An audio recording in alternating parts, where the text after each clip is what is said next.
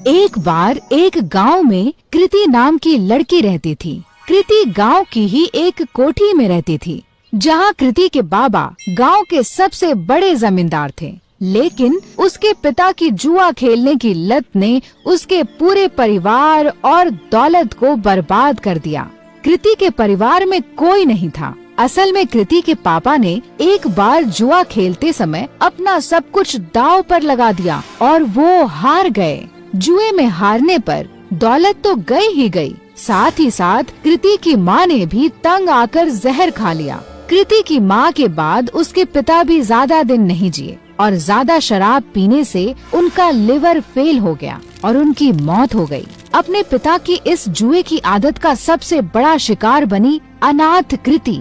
उस बेचारी का क्या दोष था? अब ना ही उसका कोई ख्याल रखने वाला था और ना कोई रोटी देने वाला। पेट पालने के लिए मजबूरन कृति गांव के घरों में झाड़ू पोछा करती। कृति का ये सब करने का बिल्कुल भी मन नहीं करता, क्योंकि जिस घर में वो काम करती थी उसका मालिक उसे बुरी नजरों से देखता था। लेकिन 2 वक्त की रोटी के लिए कृति ये सब भी झेल लेती थी। कृति रोज सुबह सुबह गांव के मंदिर में जाती और अपनी दर्द भरी कहानी भगवान को सुनाती। हे ईश्वर, किस जन्म का तू मुझसे बदला ले रहा है? क्योंकि इस जन्म में तो मैंने किसी का भी बुरा नहीं किया। अब तू ही बता, अगर मेरा बाप जुआ खेलता था तो क्या इसमें मेरी गलती है? मैंने तो हर बार उन्हें जुआ खेलने से रोका, यहाँ तक कि रोकने के चक्कर में मार भी खाई, लेकिन हमेशा यह विश्वास रहा कि एक दिन तू सब ठीक कर देगा। मैंने तुझ पे भरोसा किया और तूने मेरे भरोसे का आज मुझे ये सिला दिया। न खाना है न कोई अपना, काम पे भी मालिक बुरी नजर से देखता है। क्या यही तेरी महिमा है? कृति की आंखों में आंसू भर आए और वो वहीं बैठकर फूट फूट कर रोने लगी। लेकिन कृति ने आंसू पोंछे और वहाँ से उठकर जाने लगी कि तभी उस मंदिर के बाहर एक बूढ़ा आदमी दिखा जो उसे घूर रहा था। कृति को लगा कि ऐसे ही कोई भिखारी होगा जो उसे रोता हुआ देखकर घूर रहा हो। कृति उस पर बिना ध्यान दिए वहाँ से तुरंत अपने घर चलती बनी। लेकिन अब तो उस बूढ़े आदमी की कृति को देखने की आदत पड़ गई थी। जब भी कृति मंदिर जाती और भगवान को अपनी आप बीती बताती, वो बूढ़ा वहीं खड़ा उसकी बातें सुनता और उसे घूरा करता, लेकिन कभी मंदिर के बाहर कृति का पीछा नहीं करता। कृति को लगा कि वो बेचारा भीख की आस में उसे देखा करता है। कृति के पास कोई बहुत ज्यादा पैसे नहीं थे, फिर भी वो दान पुण्य करने में बिल्कुल भी हिचकिचाती नहीं थी। एक दिन मंदिर के बाहर खड़ा वो बूढ़ा आदमी जब कृति को घूर रहा था, तो कृति भगवान के पास जाने की बजाय उस बूढ़े के पास गई। बाबा जी, अगर पैसे चाहिए तो बेहिचक मांग लिया करो, ऐसे किसी और को घूरोगे तो वो गलत मतलब निकालेगा। काश बेटा, तेरे जैसा साफ दिल भगवान ने सबको दिया होता। कुछ दे दे बेटा। कृति ने अपनी जेब से एक 10 का सिक्का निकाला और उस भिखारी के जेब में डाल दिया। बाबा जी, अभी इतने ही हैं, आगे जब ज्यादा कमाने लगूंगी तब ज्यादा दूंगी। अरे बेटा, सच्चे दिल से दिए गए 1 रुपए भी मैं खुशी खुशी रख लूं, फिर तेरे 10 रुपए तो लाखों के बराबर हैं। भगवान तेरा भला करे।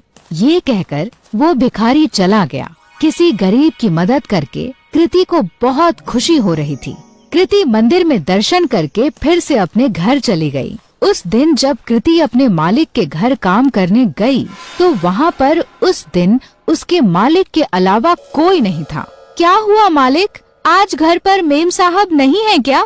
मेम साहब, वो तो आज अपने मायके गई हुई हैं। वैसे उनके बारे में क्या पूछ रही हो? भला तुम्हारे और मेरे बीच में उनकी क्या जरूरत? अपने मालिक से ये सुनकर कृति कुछ सहम सी गई। मालिक, मैं जरा घर की साफ सफाई कर देती हूँ। ये कहकर कृति घर की साफ सफाई करने लगी। अपने मालिक के डर के मारे आज कृति ने जल्दी जल्दी सारा काम खत्म कर दिया। लेकिन काम करके जैसे ही कृति घर जाने के लिए दरवाजे की ओर बढ़ी, वैसे ही उसका मालिक दरवाजे के सामने आकर खड़ा हो गया। मालिक, दरवाजे से हट जाइए, मुझे घर जाना है।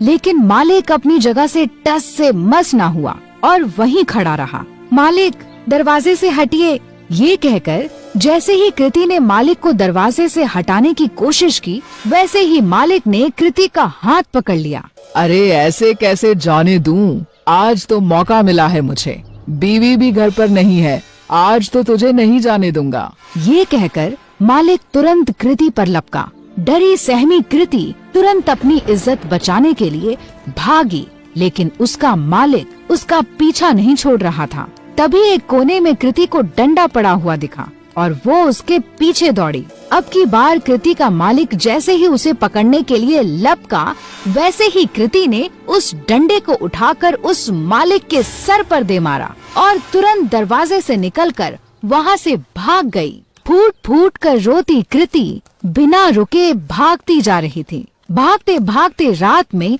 कृति उस मंदिर पहुँची जहाँ वह रोज सुबह जाती थी। मंदिर में पहुँचते ही कृति भगवान की मूर्ति के चरणों में जा गिरी। हे ईश्वर, क्या मेरा पैदा होना ही गुनाह है जो तू मुझे इतनी बड़ी सजा दे रहा है? क्या गरीब और लाचार होने की यही सजा होती है कि कोई भी आकर हमारी इज्जत पर हाथ डाले?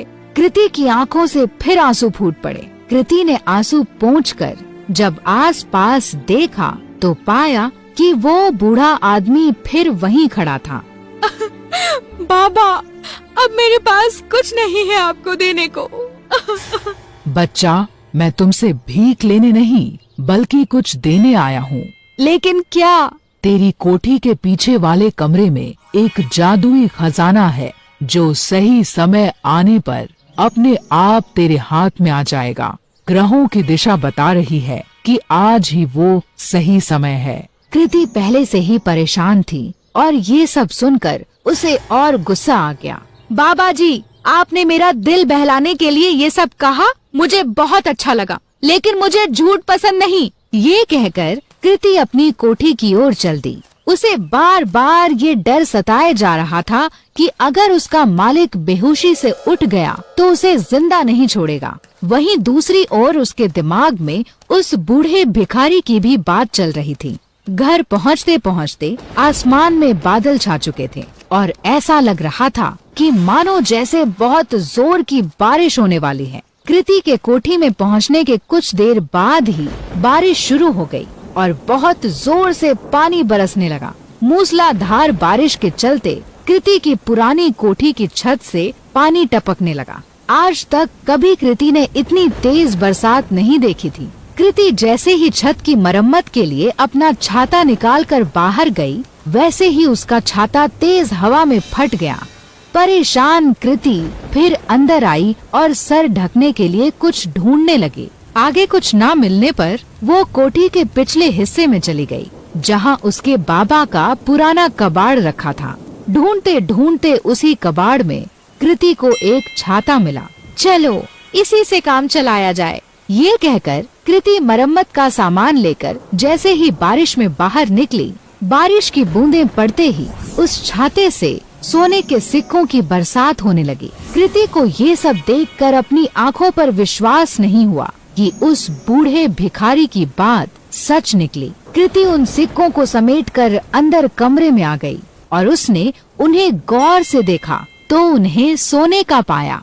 खुशी से पागल कृति की आंखों में आंसू आ गए। अब मुझे अपने मालिक के जैसे गंदे लोगों के लिए काम करने की जरूरत नहीं। कृति ने उसी रात अपना सामान बांधा और इस गांव को छोड़कर उस छाते के साथ निकल गई। एक दूर बड़े शहर में जाकर उन सोने के सिक्कों को बेचकर कृति को खूब पैसे मिले, जिससे उसने एक घर, एक गाड़ी और अपनी सारी ख्वाहिशें पूरी कर ली।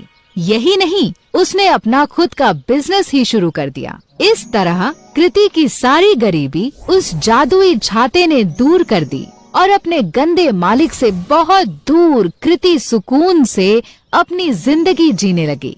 मेरे प्यारे दोस्तों, अगर दिल को छू गई हो ये वीडियो तो एक लाइक और सब्सक्राइब जरूर कर देना। आपका एक क्लिक मेरे लिए सब कुछ है।